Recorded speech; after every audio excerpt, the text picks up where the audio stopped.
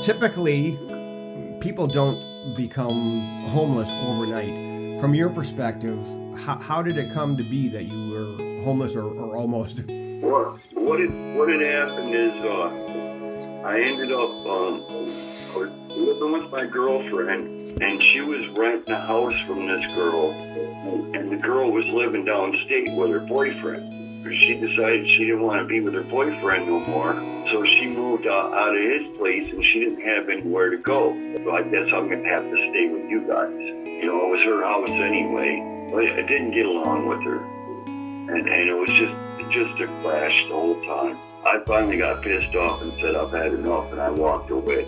I went to my uncle's house, and I was staying with them for, I don't know what my aunt's deal was, but one day she just flipped out on me and told me I had to leave, and I didn't have anywhere to go. And already at this point, after I'd left and I was staying at my uncle's house, I got sick and I didn't know what was wrong. And I went to the hospital and ended up finding out that my kidneys failed. So I was on dialysis at the point when I was staying at my aunt and uncle's. I had to be in Ludington 3 times a week for my dialysis. So I'm like, I gotta find a place in town to go somewhere.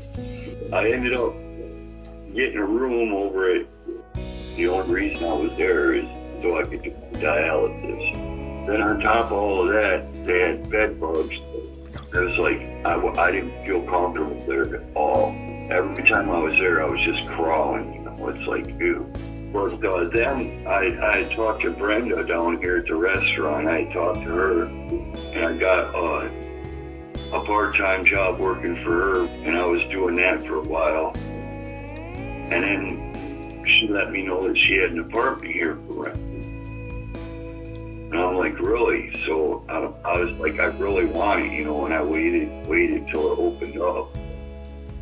And right at the point that I was getting ready to get in here, I started working for TrueNorth. They really helped me out. I mean, you know, it was like a no-brainer. Actually, it worked out because I ended up paying less rent here. And I'm more comfortable.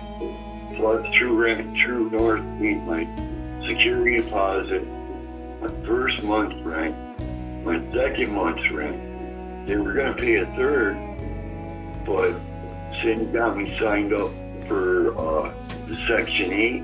So that really, really helped me. Now what little income that I do have that I live on, because I just get Social Security, that helped me out, you know, and freed up my money a little bit more, because if it wouldn't have been for that Section 8, I mean, you know, I would be drowned.